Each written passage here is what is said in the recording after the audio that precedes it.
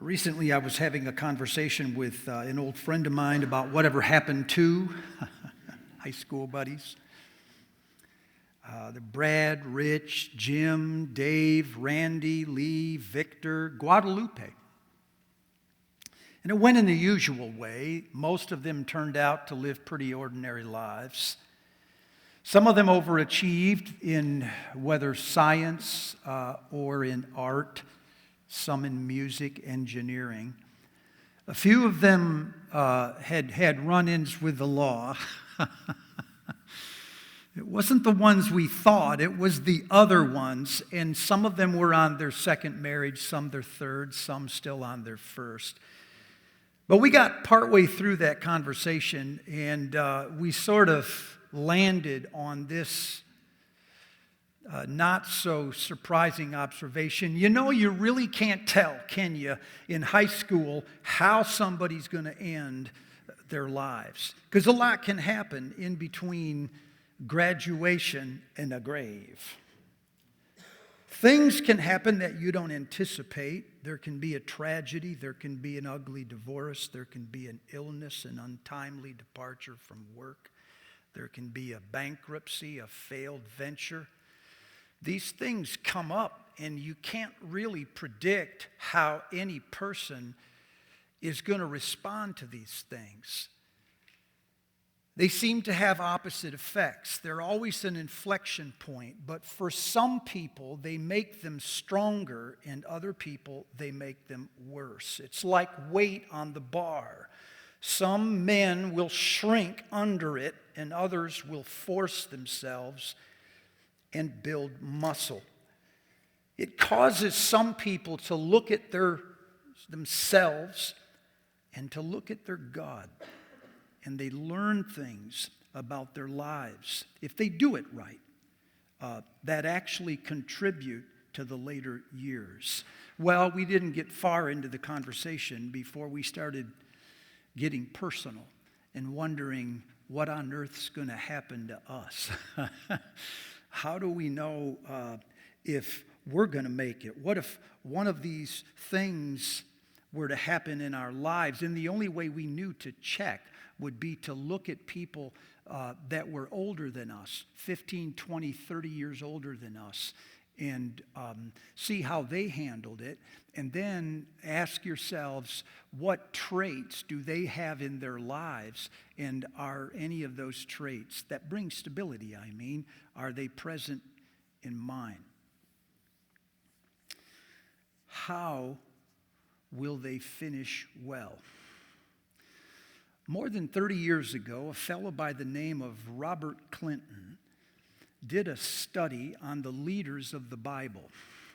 If you're familiar with his work, take the next 3 minutes off. I'll come get you in a moment. He discovered that there's over 800 leaders mentioned in the Bible, but most of them are only that, mentioned. We know virtually nothing, absolutely nothing about their lives. We only know their name. We have data on the lives of about 100 of these leaders in the Bible, but not a lot of data. We only have enough data on about 50 leaders of the Bible to tell ourselves whether or not they finished well. All of them, most of them had illustrious careers, but how did they finish? Clinton was surprised when he did the work in the Bible to discover that less than 1 out of 3 leaders in the Bible actually finished well. Actually, that number is 30%.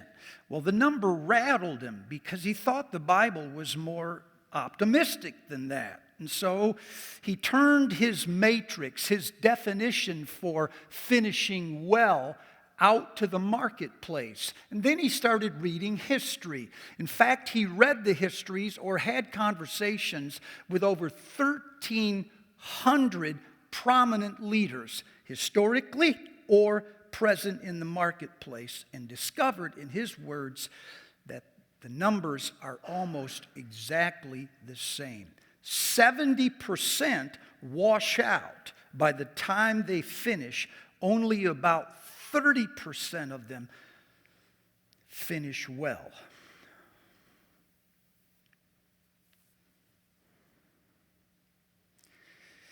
What did he mean by this? He identified 6 traits that he said are part of a man's life when he comes to the end of it, and they are all present. Have you heard these? 1, resilience. They maintain a personal and vibrant relationship with God right up to the end. 2, humility. They maintain a learning posture and they can learn from various sources right up to the end. 3, integrity. They manifest the evidence of Christ's character in the form of the Holy Spirit. 4, authenticity. They live out the truth of God's word in a way that makes them seem real to the people around them. 5, legacy. They leave behind one or more what he called ultimate contributions. He listed 12 as a legacy to the people behind him. And 6th, gratitude. They walk with a growing awareness of their destiny, and they have a sense of that destiny being fulfilled. He said if a person could do 3 or 4 of these, they would have a pretty soft landing. But if they could do all 6 of these, they would have finished extremely well. He used, for instance, Daniel in the Old Testament or St. Paul in the New. Why that number and those metrics rattle me is because it means if you look around you to the left and to the right, one of those 3 will finish well.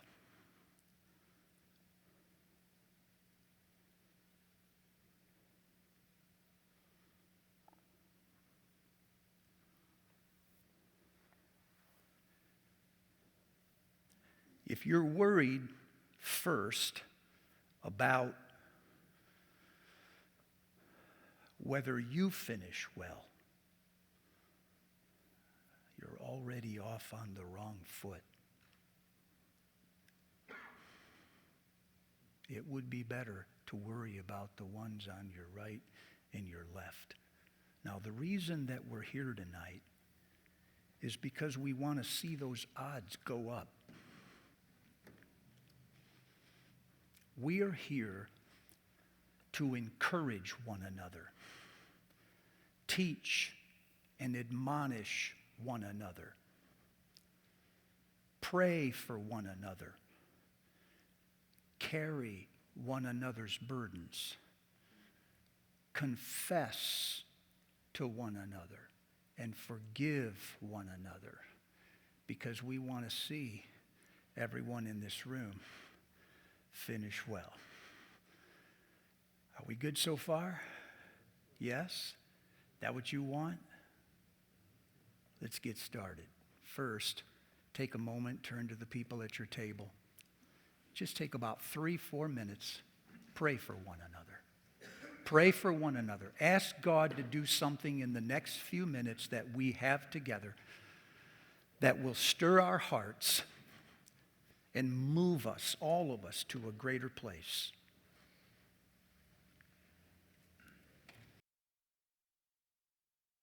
Prayers of your people tonight.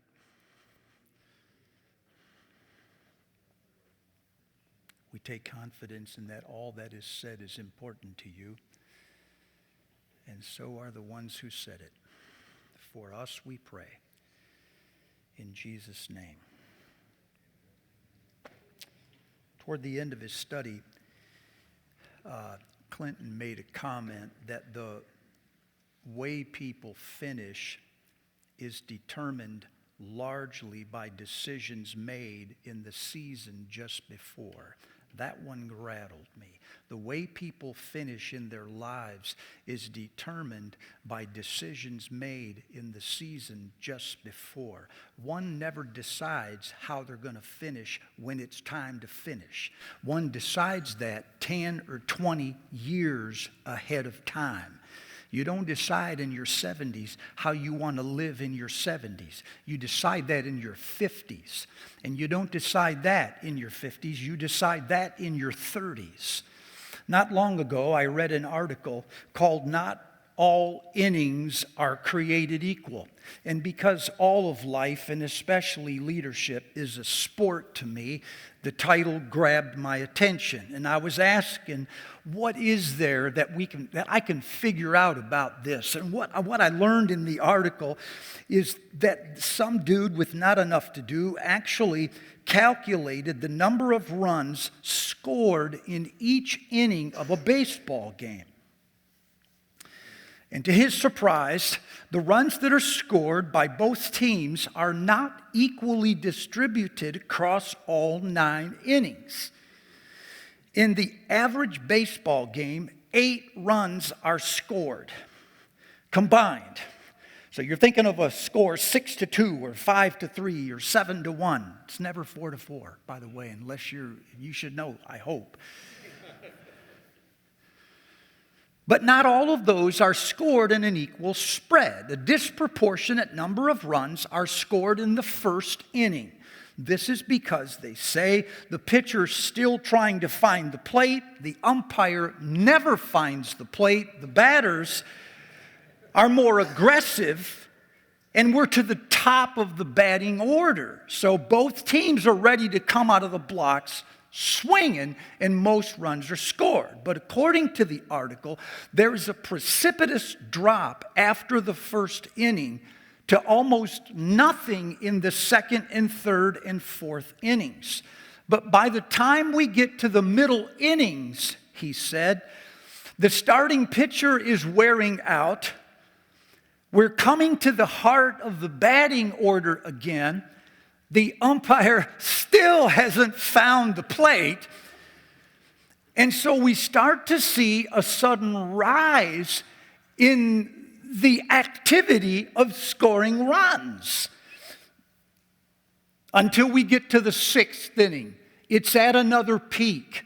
But in the 7th, 8th, and 9th innings, there's again a precipitous fall. Because by now the managers have realized they can go to the bullpen and pay the big money guy to come in and shut down the team. Are you tracking so far? Well, he had my attention because it sounded an awful lot like the way a person's life normally rolls out. He comes out early in his career swinging for the fence and creates more activity and interest in himself early in his career. Then with marriage and children, things level off. The attention is distracted in multiple directions. There is less flamboyant activity. He starts to mature until he gets to the middle innings. Now he has found enough traction. He has enough experience for people to trust him, but he still has enough energy to try new things, and he'll take risks. And so what he actually produces starts to go up. And then, and it is always before he knows it, he slides into the later innings where there is a precipitous fall in new activity. Risk tolerance goes way down.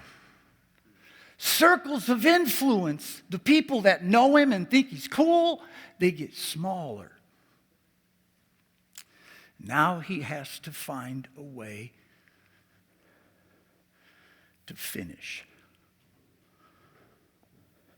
Well, it had me thinking. If a man's life is a baseball game, because again, everything is a sport, then there must be early innings, there must be middle innings, and there must be later innings.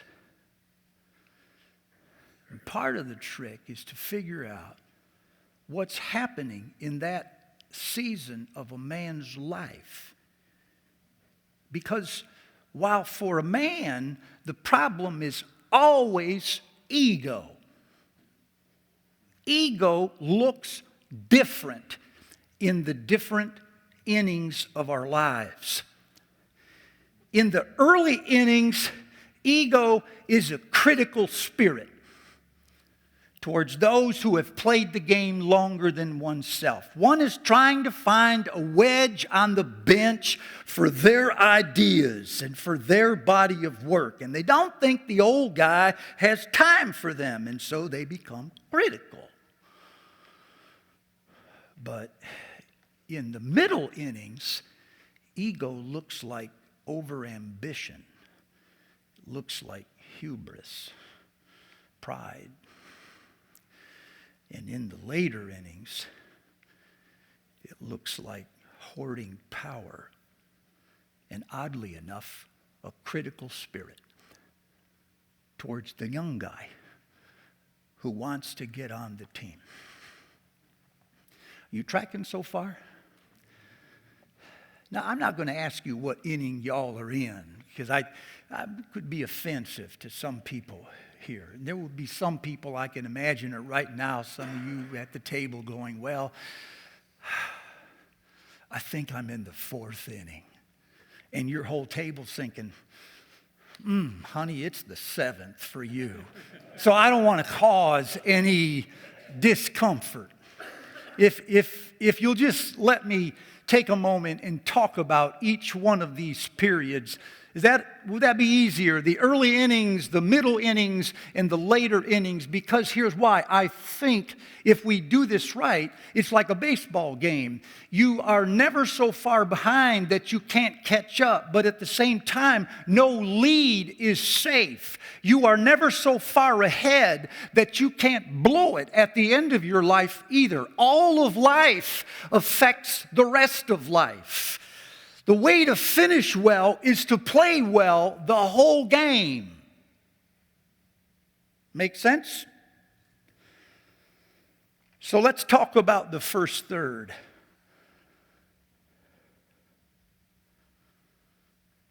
Imagine there's 5,000 people crammed into an auditorium, waiting to see who is going to get the award. On the stage, you've been told by the planners of the event that it's you. Nobody knows it.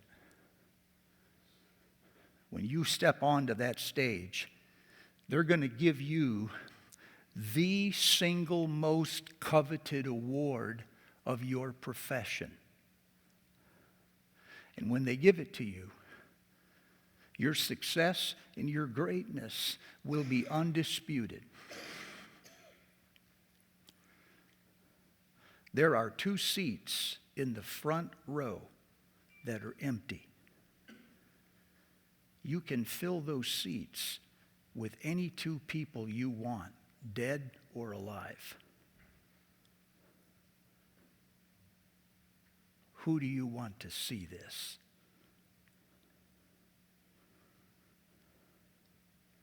I've asked that question to dozens and dozens of men. I have not talked to one yet who did not fill one of those seats with his father.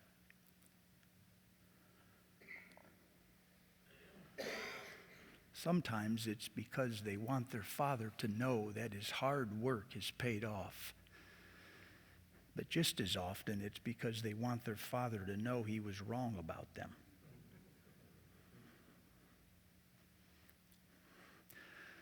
My point is, that is the power of a man's voice in the boys of his life. In my opinion, the number one thing a man needs in the early innings is a blessing. And he's looking for it from his Father.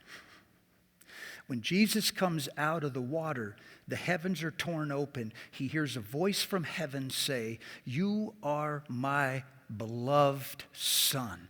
In you I am pleased.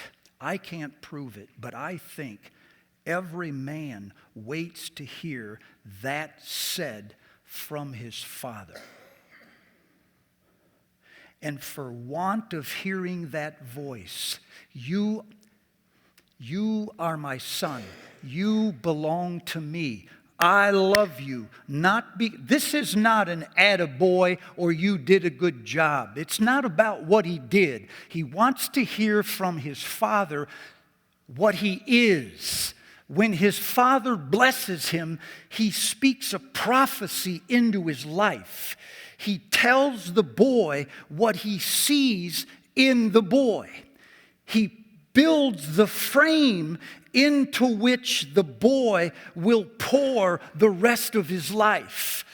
And if he does not hear his Father say these, I'll pause, or someone else whose body of work he respects, if he does not hear that from his Father or someone whose body of work he highly respects, he will spend the rest of his life throwing every job, every office, every pursuit, and every achievement into filling that voice.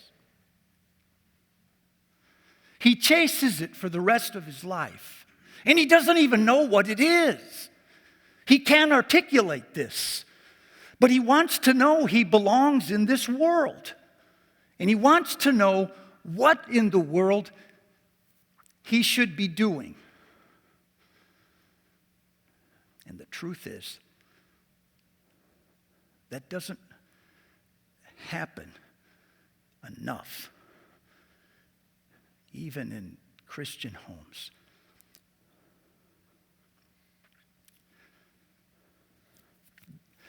A more typical scenario is the boy grows up and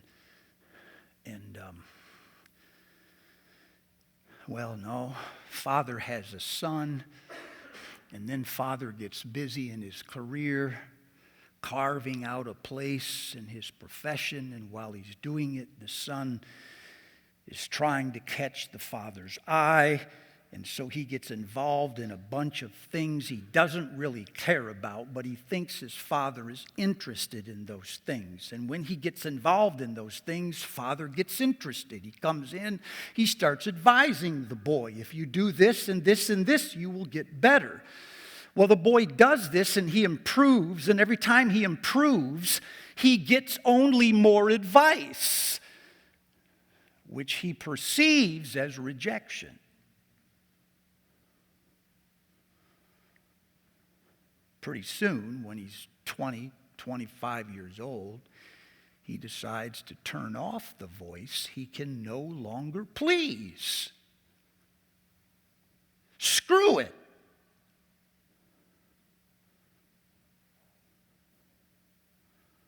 I'll find my purpose somewhere else. Now, this is subtle. It's never pronounced, but it haunts him like a ghost for the rest of his life. I start reading in the book of Genesis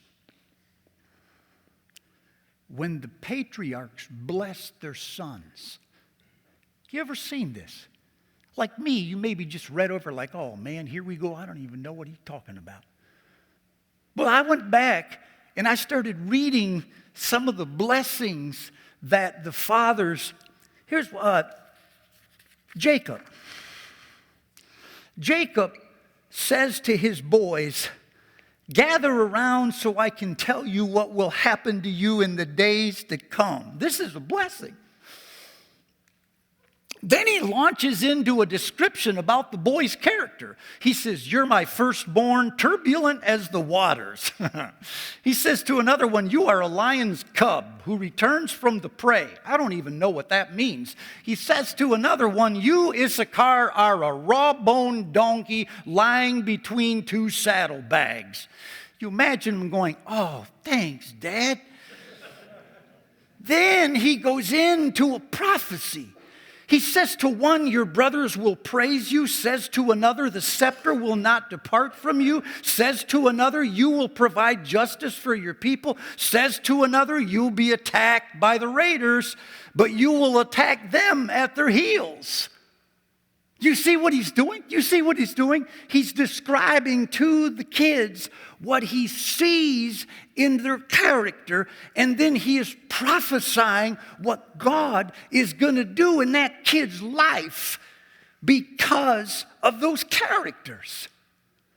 That is the nature of a blessing. It isn't a compliment. It's not a, man, I love you. It's a speaking with conviction over the life of a young man. I was maybe 30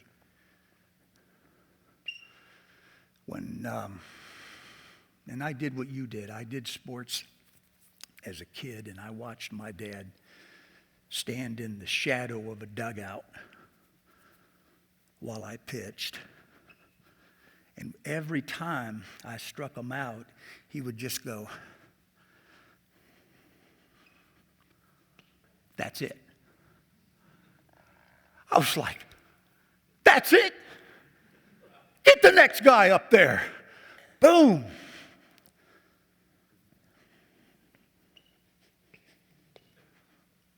Come on, old man, do a somersault. I was 30 when I got a letter from him. And it went something like this. I have never said this to you, but I believe that God has put his favor on you, boy. And you will do things I never did, because I don't know how.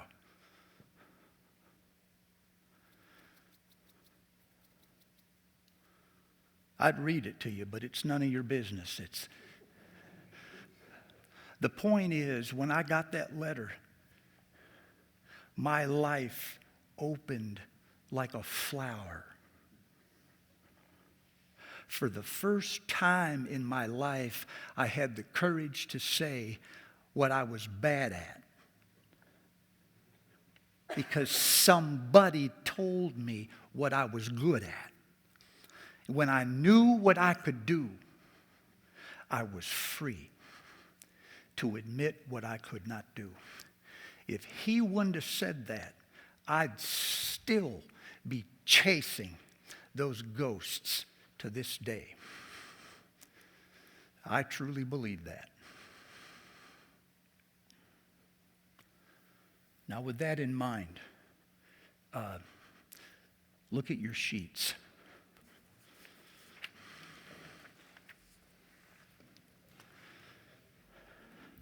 Take a few moments, go around the table. Ask yourselves the questions that are on the sheets. Who are the mentors in your life? It doesn't have to be a parent. It has to be somebody close enough to know you, whose word means something to you. And what did they say to you? And what did that release in you? Maybe, if you have the nerve, you'll answer, what is it you're still waiting to hear that maybe you haven't heard? And who do you need to hear it from? And then, if you really have enough nerve, I'm going to ask you whether or not you have blessed the sons in your life. Yeah, well, I think they know. Yeah, well, I think they don't.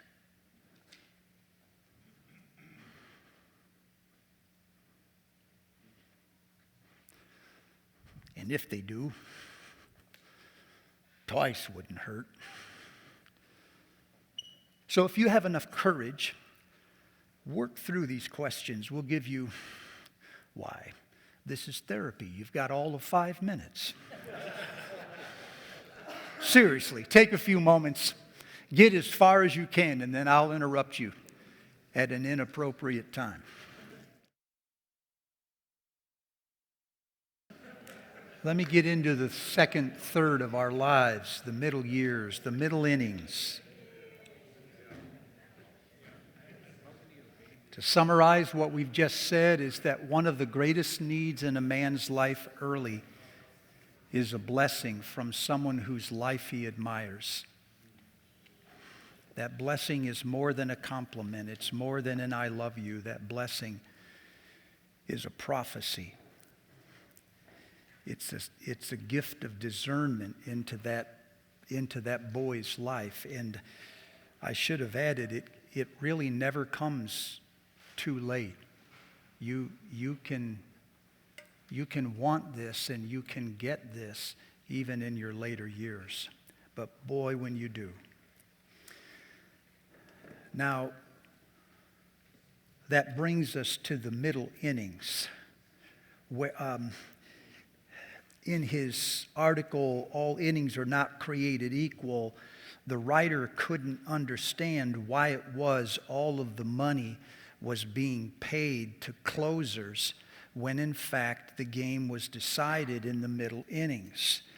If a team is not still in it in the late innings, no closer can save them. It's the guys in the middle of the game whose jerseys nobody wears that actually keeps the team in the game, in contention. So it means that the middle years of our life are among the most crucial. Sean Askinosi was a lawyer. That is, until that fateful day. He considered himself what he called an aggressive and over-prepared criminal defense attorney. He specialized in murder cases. His specialty was to use D-ring binders to gather all of his data. He said, in one case, I had so many D-ring binders that it took a U-Haul trailer to get them into the courtroom. I've crawled on my hands and knees in the night at a crime scene to see blood-spattered patterns glow with luminol. I've been to an autopsy and smelled bone dust. I've used microscopic evidence with DNA material to free a man convicted of rape that he did not commit after serving 2 years in solitary confinement. I've had death threats. The most bizarre was when someone chopped up a deer and smeared the blood all over the front porch of my law office. In spite of this, I loved my work, despite the sadness of it, until I didn't. There was one particular moment in my career. I was representing a client named Debbie. Debbie believed, supported by evidence, that her ex-husband was sexually molesting their young daughter. For years, Debbie had successfully convinced the courts to keep her ex-husband away from the daughter. Then one day, the courts decided, despite Debbie's efforts, to allow the ex-husband his first unsupervised visit with her child in years. Debbie panicked. The day before the planned visit, Debbie, believing her daughter was about to suffer a fate worse than death, gave her a sleeping pill, carried her to the car, turned it on, closed the garage door, and let it run with the two of them inside.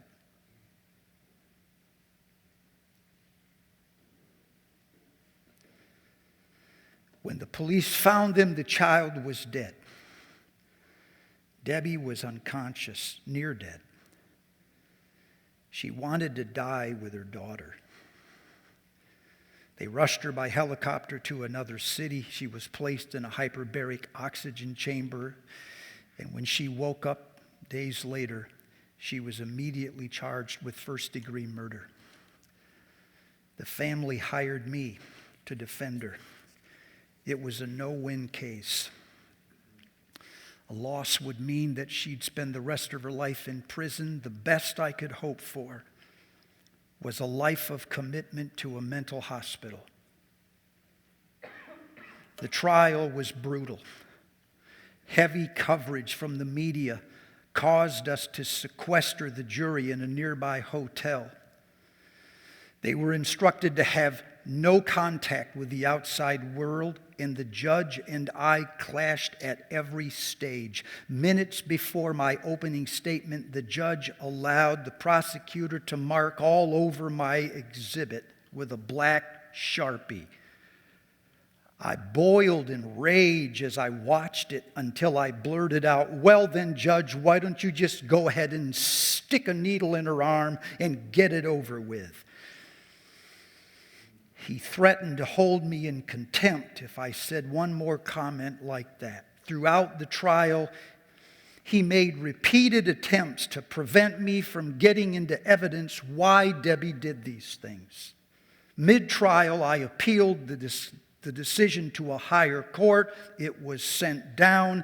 My job now was to make a record of any possible error in this trial so I'd have a chance later of appealing for a retrial. Right before closing arguments, the judge called me and the prosecutor into his chambers. He calmly explained his decision, one that is so rare it almost never happens. He told us, "I've been listening this whole trial to the evidence, and I'm deciding to take it away from the jury because I believe that Debbie did not know the wrongfulness of her conduct. I believed the state's experts." He continued, "So here's what we're going to do. You, Mr. Prosecutor, are going to go out there and plead her down to second-degree murder, and I'm going to put her in 5 years probation. Sean, you go talk to your client." I was numb, physically exhausted. I'd never contemplated a win of this magnitude, even remotely possible. I left the judge's chambers. I met with Debbie in the anteroom. Still in shock, I explained to her what the judge had said, what he was proposing. And as I was talking to her, something happened that had never happened once in all my years of law. I began to cry. Debbie hugged me and told me that it was over. I'd done a good job. My client, who would rather have been dead with her daughter than living here on earth, was comforting me. That's not the way this is supposed to go, I thought to myself. I am the comforter, not the comforted. In that moment, I felt a huge shift in my life. Sean Askinosi went from a career to a calling in a moment. He put down his law degree and started investing, are you ready for it? In chocolates. Making chocolates. Only the way he would make them, he said, is that he would go to the impoverished regions of the world and he would make fair trade agreements with workers, laborers in those fields, where he would pay them more than they were making somewhere else, so that he could give them gainful income and purpose. He's since been nominated for one of the leading entrepreneurs in the world. He's been listed as the top 25 go-getters, or whatever you call those lists, of that age.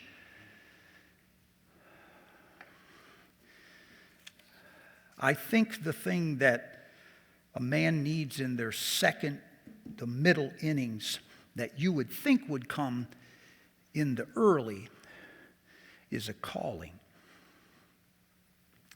And the thing that keeps us from chasing that calling or finding it is that we become in the middle years ensconced in the power and the privilege that comes with success in the middle innings. And the temptation is to forget why we do what we do.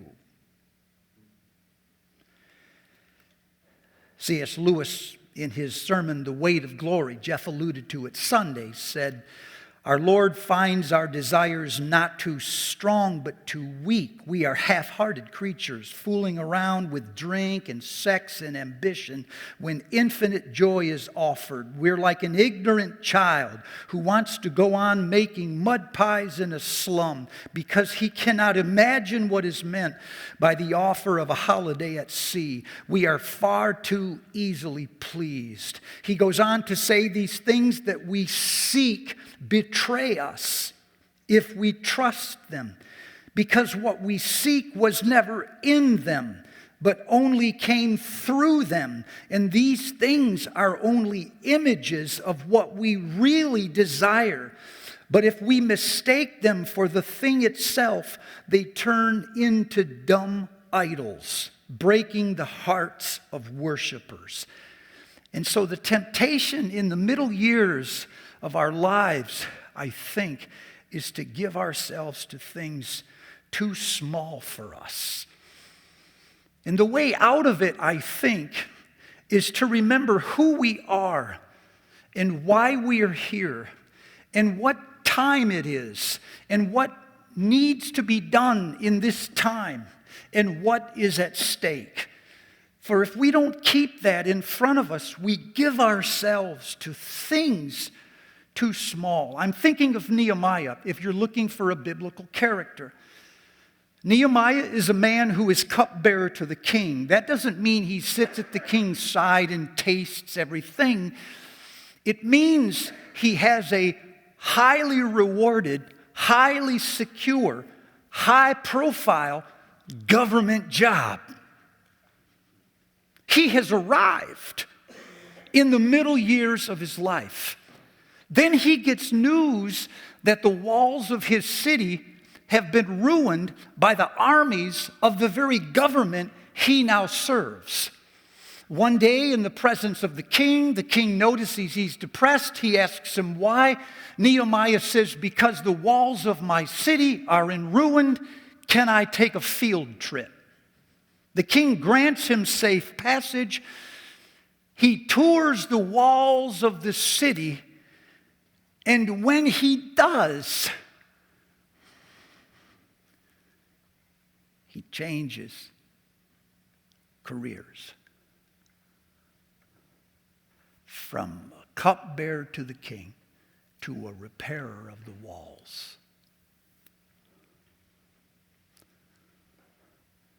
The way into this calling, and it's probably good to say, this doesn't always mean a different occupation, but it always means a different reason in the same occupation. It's why you do what you do. And in the middle years, we lose that. The way into this is to touch the grief, the itch, the anxiety, the thing that we think is wrong with the world. Why are you depressed? Because the walls of my city are in ruin. Not everyone cares about that, but you care about that. And so that is the seed of your calling. And when you can touch that ache, Robert Bly used to say, a man's genius is where his sorrow is. He just never has the courage to look into the eyes of his sorrow. He's avoiding it his whole life, so he never sees the genius. But if we have the nerve to go into the heart of things that frustrate us, that we complain about, there is maybe in there our calling. Thomas Merton says, above all, this voice that we're looking for is never a voice that is out there. It's a voice that is in here. It's not something else telling us there's something more for your life. It's something in here that says, this is why you belong. When you do this, everybody wins.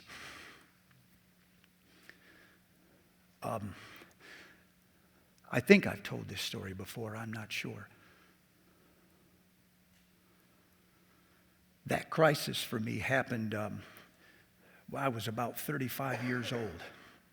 So I was coming out of the early innings and heading into the middle innings. I thought I was still in the second inning. I was on Houghton Lake early in the morning. Houghton Lake's a huge lake in Michigan. And I was having time alone with God. I'd brought a book along with me by John Seal called No God But God. And this guy, I don't know who he is, he put language to my quarrel with the church. My frustration with American Christianity, the national Christianity of the country. The tendency to make the Christian life a patriotic ideal. I was frustrated with this, and I couldn't have words for it. And I read this book, and I thought, he's got it. That's it. And he took me straight into the heart of my frustration. At the end of the book, he doesn't offer a lot of hope. He doesn't say, hang in there, God always wins. Instead, he mentioned what he calls the surgeon's credo. It was a plaque on a wall in a surgeon's office who used to operate on cancer. And he said, the surgeon's credo goes like this. My orders are to fight, and if I bleed or fail or win with might, what matters it? God only doth prevail. The servant craveth naught except to serve with might. I was not called to win or lose. My orders are to fight.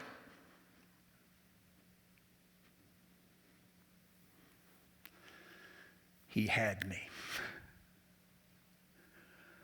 I came into the house, the cottage we were renting, and Lori said, do you want to go to an antique store?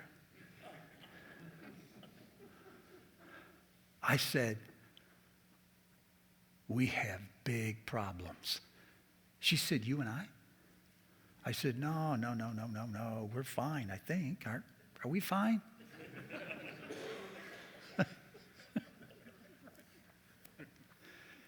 I said, the church has big problems. And I found my other calling. I knew I was supposed to be a minister, but I didn't know what that meant, and I didn't know who the audience was, and I didn't know what dragon I was to go after. But on that day, I found it. My audience was not just the church. My audience was the too easily satisfied church member. The one that had an experience and then just sort of plateaued and leveled off. The one that was tired. The one that was done thinking. That's the one I wanted. That's where I would spend my energies. Well, it changed the rest of my life. One morning on Houghton Lake. With that, turn to your tables and take just a few minutes, I'm looking at the time, and ask yourself the two questions that come for the middle innings. Take just a few minutes. If you could do one thing for God and you knew you would not fail, what would it be? What keeps you from trying? Take a few minutes. Well, that leads us to the later innings. We've got the middle innings, the early innings, and the later innings.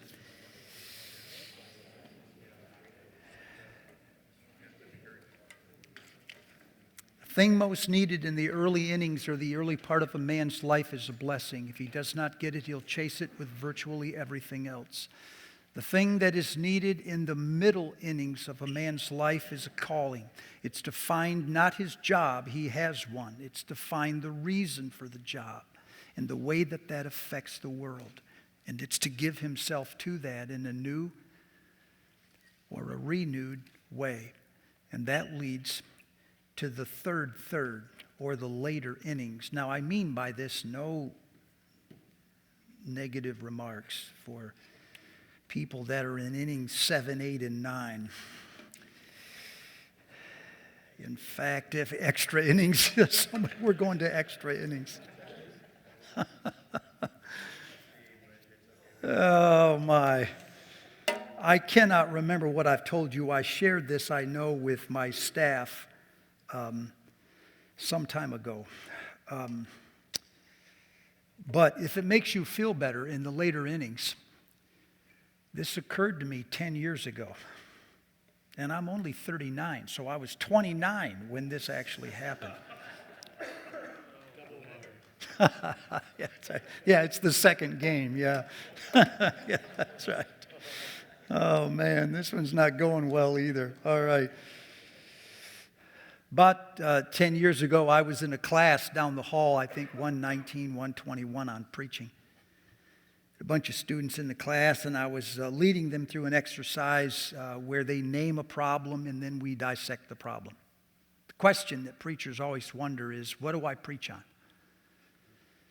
And so one exercise that I led them through was I would ask anyone in the class, what do you think's wrong with the world? What is a problem most everybody experiences? And in this case, they listed one, I think that was stress, something like that.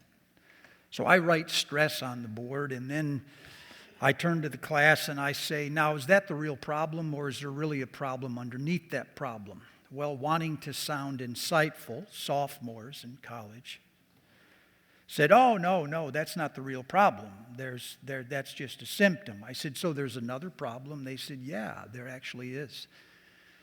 So I said, well, what is that problem? And then they thought a while, and they said they're distracted. The problem, they're stressed, but they're really distracted. So I crossed off stressed, and I wrote distracted under it. Then I said, is that really the problem, or is there one that comes before that? And they said, no, that's not it either. There's something that comes before that. And so I crossed off distracted and said, what comes before that? And they started dissecting the problem until they got down to the root of the problem, which they said was bored. They said people act like they're stressed, but they're really bored. And so they have given themselves to too many things, most of them trivial. Having filled their lives with trivial pursuit, they now run around and tell everybody how stressed they are. I said, who are these people? And these college kids, these sophomores and juniors said, these are people that are old. I said, how old? They said, 40, 50 maybe. I said, well, what's wrong with them? And they said, well, they're 40 and they're 50, and they've accomplished all of these things, and there isn't anything else for them to accomplish. And so they have all of these trophies and all of these certificates, and the only thing left for them in this world is to lose these things. There isn't more they could possibly get that they don't already have, and with all of this time on the clock, they can only lose. They can no longer win.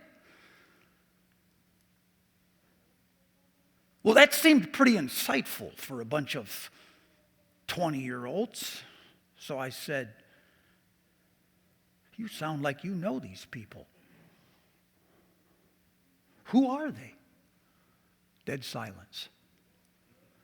Finally, a girl said, you don't know? I said, no. They said, Steve, these are our parents. I was shocked. I said, how old are your parents? Silence. Finally, some kid in the back said, about your age. Well, that rattled me. I was feeling a little complacent. That week I was having devotions in the Genesis, and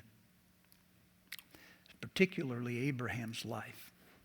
I won't go over the whole part of his life, but you know most of it, called by God in chapter 12. He's already in the middle innings. God called him to bless the earth, and then God said, I'm going to give you a son from your own body, and yet Abraham got older. He got into the late middle innings, and he still didn't have a son, and so his wife recommended he sleep with her servant girl, Hagar, and through her he could sire a child. He does. The child is born. They named the child Ishmael. After Ishmael is born, there's trouble. Sarah gets jealous and throws the kid out, mother with him. They're on a road looking for a place to live. Abraham settles down now in the late middle innings, early late innings, and he thinks to himself, well, it's not quite what God promised, but it is a son from my own body. In the following chapter, 17, Yahweh comes back. And this time, he ups the ante. He says, I will give you a son from your own body that your wife, Sarah, will give birth to. As of today, you will no longer call her Sarai. You'll call her Sarah, for she will be the mother of millions. Princes and kings will come from her.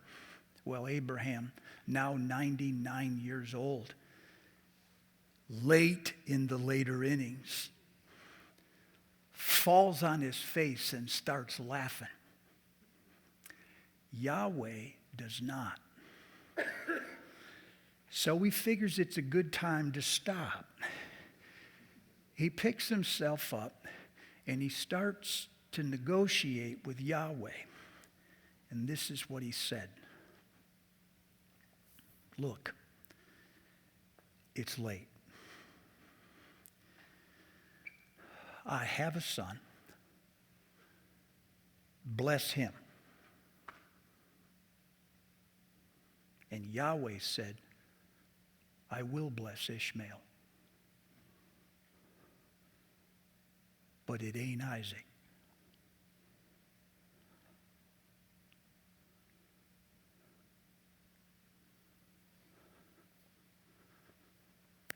With the voices of my students still echoing in my mind, I picked up a sheet of paper and started to write notes to myself. I transcribed them today so I can read them. Is that all right? There comes a time in every man's life, generally in the later innings, when he has to decide if Ishmael is good enough. He has to know if he still has an Isaac in him. Is he still patient enough to wait for something he doesn't have, but he believes God has promised? Ishmael is the result of struggle, striving, planning, overcoming barriers. He has Ishmael because he made Ishmael himself with ambition and courage. But does he still have vision for an Isaac? Ishmael is ambition. Isaac is promise. Ishmael is what you can do. Isaac is what only God can do. Having an Ishmael is hard. Having an Isaac is impossible. When people look at your Ishmael, they think of you. They shake their heads and say, how did he do it? But when an Isaac appears, they look at God. They hardly notice you. And they say, nothing is impossible with God. Ishmael is preparation, hard work, attention to details. Isaac is promise. You can't prepare for this and you're never ready. The hard work in Isaac is waiting and believing when nothing is happening. Our tendency in the later years is to hold on to Ishmael, to ask God to bless our Ishmael, to make Ishmael our legacy, to invent our future by pouring into the things we have already made, because we cannot wait and we barely believe in the things that God has promised and have not happened. What is needed in these years is hope.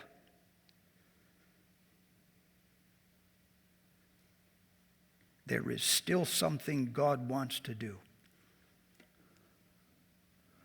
You're not done.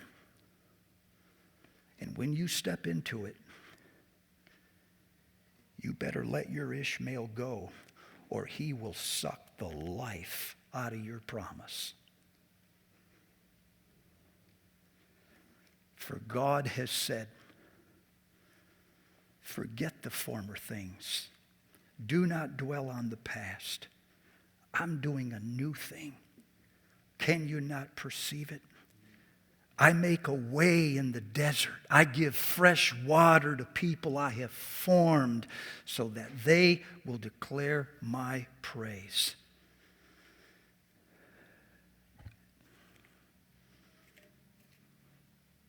And with that,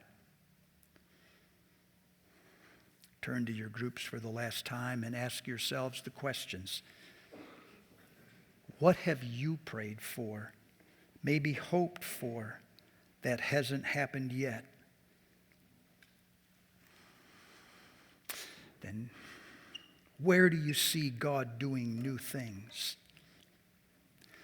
And then I hope the way that you will close is by doing for each other what the leadership team has done for you. Pray with and over one another at your tables. As you turn to do that, let me tell you how privileged and honored I feel to have spent the last hour with you. I never get to talk about these things on the platform because they don't interest half of my audience. But these are things close to my heart. And the burden on my heart for our church is that God would raise up an army of men who are holy and still wild, who have not gotten the life of them sucked out by a church that is 65% female. There's nothing wrong with that, but it's only half of the character of God. We cannot know who God is in his fullness until the men in our churches come to life. So thank you for the time that you've given me and the patience that you've shown. Now you can turn to your groups and discuss.